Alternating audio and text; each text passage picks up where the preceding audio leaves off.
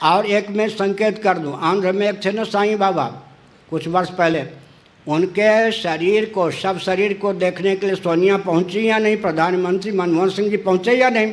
वो तो जेल के शिकंजे में नहीं गए, जबकि उनके कमरे में क्या क्या चीज़ें नहीं मिली और जीवन काल में क्या क्या गुप्त रीति से नहीं उनके बारे में प्रचार था।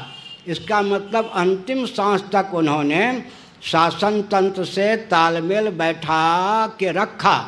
अगर दुराचारी से शासन तंत्र को परहेज नहीं है, मैं तो 25 वर्ष हो गए मुझे शंकराचार्य हुए, हमारे व्यक्ति मथुरा से लेकर सूरत तक खड़े जाते हैं, रिजर्वेशन की कोई चीज़ नहीं।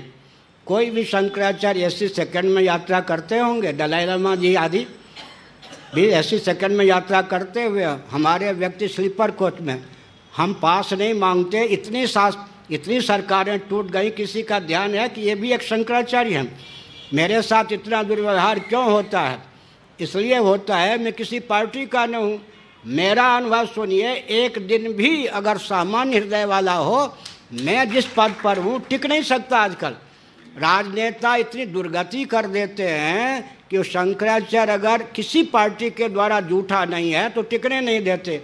केवल 4 एकड़ में मुश्किल से मेरा मठ रह गया था, जहाँ का मैं शंकराचार्य हूँ, उसको भी उड़ीसा सरकार ने जगन्नाथ मंदिर को सौंप दिया, ताकि कल अगर कहें शंकराचार्य मठ खाली करो तो करने के लिए बाध्य हो। अभी भावना ये चल रही है उड़ीसा सरकार की और सभी राजनीतिक दलों की, उनके जो बनाए हुए संत हैं, भाजपाई, कांग्रेसी, सपाही आदि, ये धीरे धीरे शंकराचार्य बने, ताकि अच्छा मान लीजिए आदित्यनाथ योगी संत वेश में है, 25 साल से मेरे परिचित हैं, लेकिन हाईकमान के सामने वो कार्यकर्ता हैं या संत हैं, महात्मा हैं? हाईकमान के सामने कार्यकर्ता है।